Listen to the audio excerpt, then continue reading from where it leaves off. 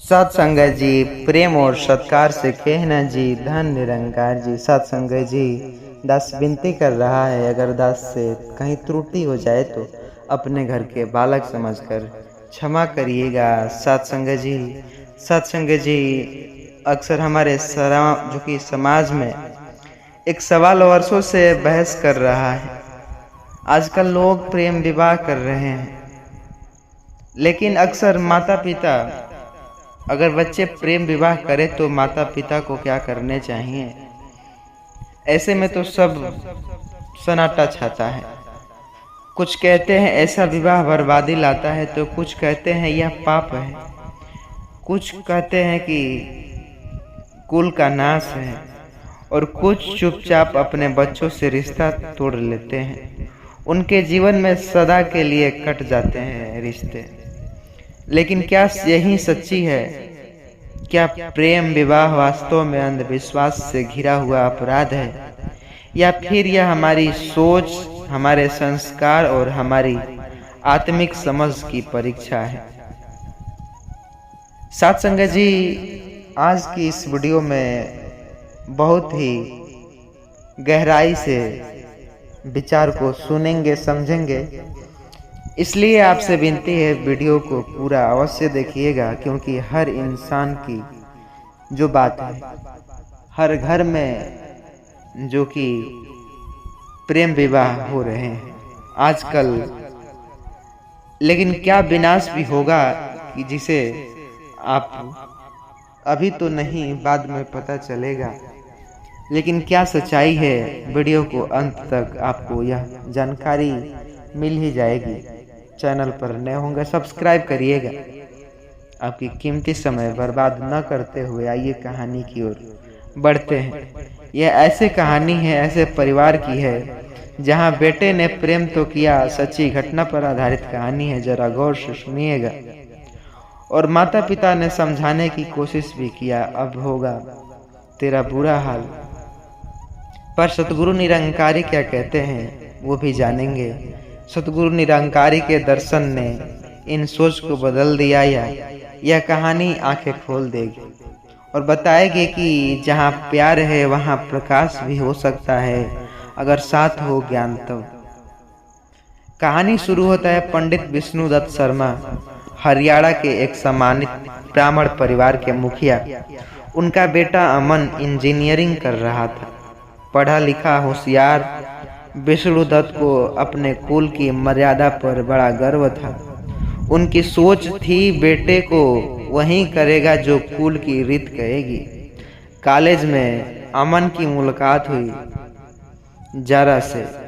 एक मुस्लिम लड़की, सादा सुंदर लेकिन आत्मा से बेहद परिपक्व। दोनों ने साथ प्रोजेक्ट किया, दोस्ती हुई। फिर वो दोस्ती गहराई में बदल गई। जरा जो हमेशा सतगुरु बाबा के प्रवचन सुनती, सत्संग करती, और अमन भी जो भी धीरे धीरे सतगुरु की बाणी से प्रेम हो गया। अमन ने एक दिन हिम्मत करके पिता से कहा, पापा मैं जरा से शादी करना चाहता हूँ, हम एक दूसरे को समझते हैं। विष्णुदत्त उनके पिता कांप उठे। क्या मुस्लिम लड़की, ये प्रेम विवाह कुल की मर्यादा मिटा दे तूने? घर में भूचाल आ जाएगा। माँ रोने लगी। रिश्तेदारों के फोन करना शुरू कर दिए, बेटों को रोक लो नहीं तो नाश हो जाएगा। अमन को घर से निकाल दिया गया। मोड़ यहीं पर शुरू होता है, जरा गौर से वीडियो को सुनिएगा। वह किराए के कमरे में जरा के साथ रहने लगा। दोनों ने कोर्ट मैरिज कर ली। समाज में उन्हें अपवित्र घोषणा कर दिया। लेकिन जरा कहती, अमन सतगुरु बाबा ने सिखाया सच्चा रिश्ता वही है जहाँ जिसमें आत्मा को पहचाने। हम पाप नहीं प्रेम में है। एक दिन विष्णुदत्त की बहन उन्हें जबरदस्ती सत्संग ले गई। वहां सतगुरु बाबा कह रहे थे, अगर आपका बच्चा किसी को आत्मा से प्रेम करते हैं और वह रिश्ता छल, वासना और अभिमान से परे है, तो वह रिश्ता केवल प्रेम नहीं, ईश्वर की छाया है। विष्णुदत्त अंदर से कांप उठा। पहली बार क्या मैंने अपने ही बेटे के प्रेम को नफरत में बदल दिया। उन्होंने सत्संग में बाबा से मिलने की विनती किया। बाबा मुस्कुराए, जाओ अपने बेटे को गले लगाओ। धर्म वो नहीं जो तोड़ दे, धर्म वो है जो जोड़ दे। विष्णुदत्त ने पहली बार अमन को जरा के घर जाकर दरवाजा खटखटाया। आंखें नम थी, हाथ में कोई धर्म ग्रंथ नहीं बल्कि एक मिठाई का डिब्बा। बेटा माफ कर दे, अब हमें सतगुरु ने नया ज्ञान दिया है। अमन और जरा ने माता पिता को गले लगाया। समाज में जो लोग ताने देते अब वो नहीं कहते, ये परिवार वाकई ज्ञानी है, सभी कहने लगे। अमन और जरा ने मिलकर एक फाउंडेशन बनाया, प्रेम और प्रकाश, जो अंतर धार्मिक विवाह करने वालों को समाज और परिवार से जोड़ने का कार्य करता है। सत्संगत सतगुरु विचार के माध्यम से बहुत ही ऐसा मानो तो बहुत कुछ सीखने को मिलता है सत्संग जी, जिसे जुड़ना तो अनिवार्य है। अगर मनुष्य को जन्म मिला है तो सत्संग करना भी अनिवार्य है। सत्संग जी, कहानी से निष्कर्ष यह निकलता है, कहानी हमें यह सिखाने को मिलती है कि प्रेम विवाह पाप नहीं, अगर उनमें सच्चाई, इज्जत और आत्मिक संबंध हो। सतगुरु हमें सिखाते हैं, धर्म वही है जो जोड़ दे, तोड़ने वाला धर्म नहीं अहंकार है। अंधविश्वास तब पैदा होता है जब हम क्या कहेंगे लोग के डर में जीते हैं। माता पिता को बच्चों के प्रेम को समझना चाहिए, अगर वह प्रेम रूहानियत से जुड़ा है तो। सत्संग जी, आशा करता हूँ यह वीडियो जो है आप समझ गए होंगे। चैनल पर नए होंगे सब्सक्राइब करिएगा और इस वीडियो को मित्रों के साथ व्हाट्सएप के जरिए शेयर ज़रूर करिएगा। सत्संग जी, कमेंट करिएगा और लाइक करिएगा ताकि मैं भी समझ सकूं कितने को यह वीडियो जो पसंद आया। सत्संग जी, प्रेम और सत्कार से कहना जी, धन निरंकार जी। सत्संग जी, अक्सर आपने सुना कि भाग्य और मेहनत में बड़ा कौन है। भाग्य और मेहनत, अब ये देखना कि मेहनत तुम कौन सी करते हो। केवल तुम असल में मेहनत करते हो तो भाग्य प्रबंध में जो प्राप्त कर सकते हैं। अगर भजन की मेहनत कर सके तो मेहनत करके वो तीर्थ यात्रा पर पुण्य और जो दूसरों का परोपकार कर सके, खूब नाम जपे, जो भाग्य को बदल सके। वो फावड़ा चलाने से भाग्य नहीं बदलने वाला, या खूब पढ़ाई करके लिखाई करने से भाग्य नहीं बदलने वाला। बड़े पढ़े लिखे ऐसे घूम रहे हैं, डिग्री लिए घूम रहे हैं, क्योंकि भाग्य में नहीं है ना नौकरी तो ड्यूटी नहीं, अर्थ नहीं, क्योंकि बुरा भाग्य बुरा है तो दुख भोगना है। और ऐसा कि ज़्यादा पढ़े लिखे नहीं, ज़्यादा उनको जो उनका माइंड नहीं कार में घूमने का, क्योंकि भाग्य बढ़िया है तो भाग्य बदल सकता है।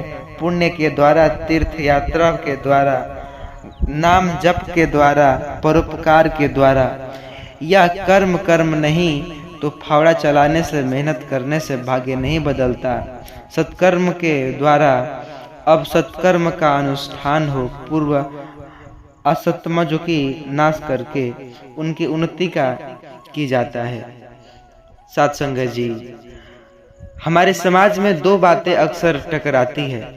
एक कहती है भाग्य से सब कुछ होता है और दूसरी कहती है मेहनत से ही मिलती है सफलता।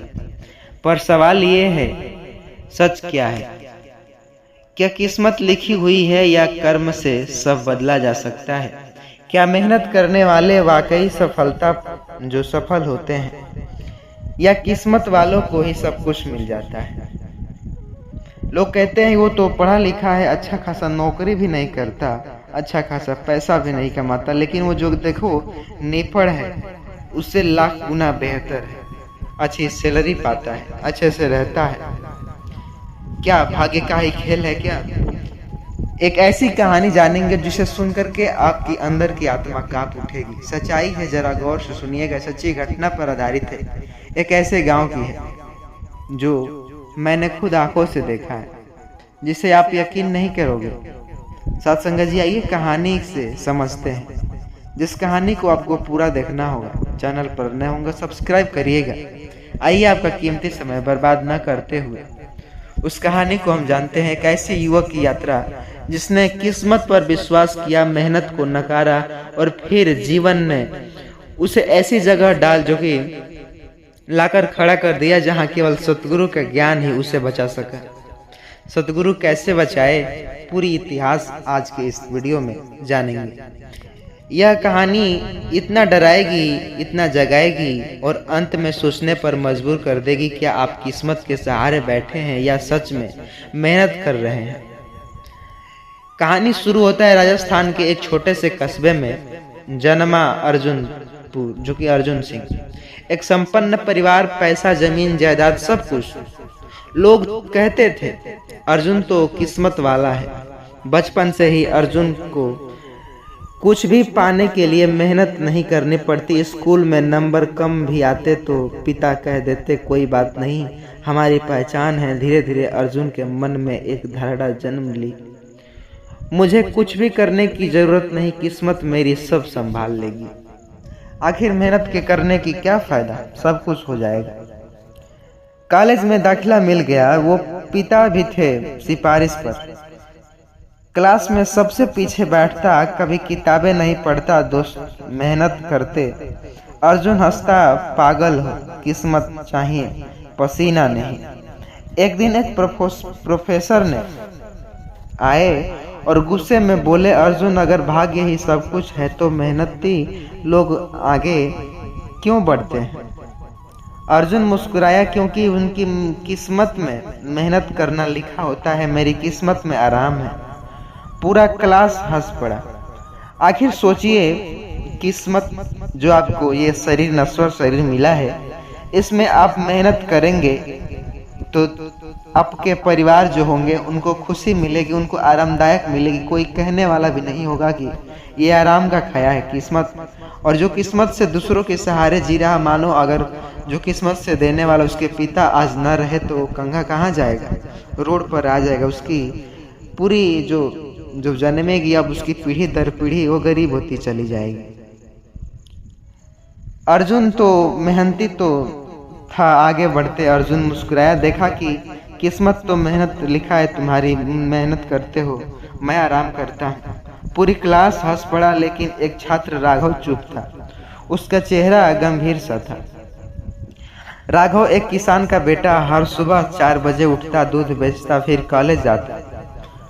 उसके कपड़े सादे, जूते घिसे और लेकिन उसकी आंखों में एक आग थी, मेहनत की, कुछ बनने की।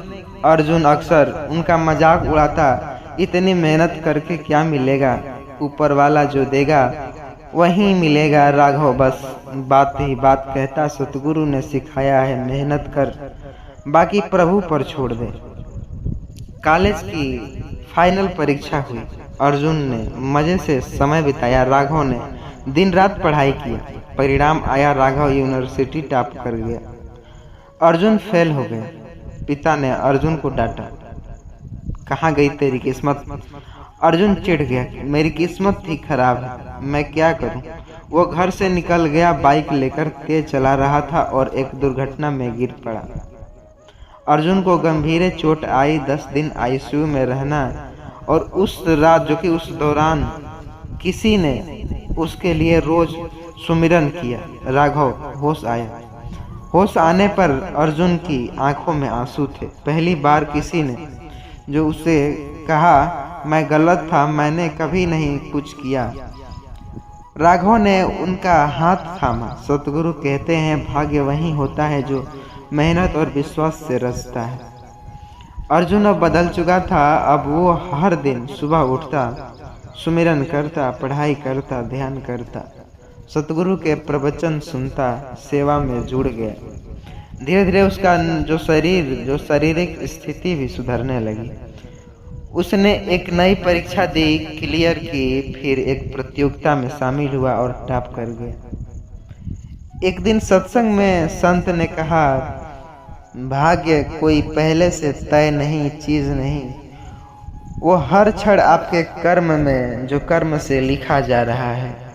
अर्जुन मुस्कुराया। अब उसे समझ आ गया था कि भाग्य वो है जो सतगुरु की कृपा से कर्म में परिणत हो। मेहनत वो है जो श्रद्धा और भाव से, जो सेवा से जुड़ी हो। अब अर्जुन हर किसी से कहता, जो हाथ जोड़ते हैं वो भाग्य नहीं मांगते, वो सेवा मांगते हैं। साथ संगत जी, निष्कर्ष यह निकलता है कहानी से कि भाग्य और मेहनत एक सिक्के दो पहलू हैं। बिना कर्म किए भाग्य की कामना अंधविश्वास है। सतगुरु के ज्ञान से जो मेहनत करता है उसकी किस्मत भी बदलती है। सच्चा भाग्य वही है जिसमें सेवा हो, सुमिरन हो, सच्चाई हो। साथ संगत जी, आशा करता हूँ यह वीडियो बहुत ही अच्छा लगा हो आपको। चैनल पर नए होंगे सब्सक्राइब करिएगा, वीडियो को लाइक करिएगा, कमेंट करिएगा और हाँ, इस मित्रों के साथ व्हाट्सएप के जरिए शेयर ज़रूर करिएगा जो कि सच्चाई को समझ सके। साथ संगत जी।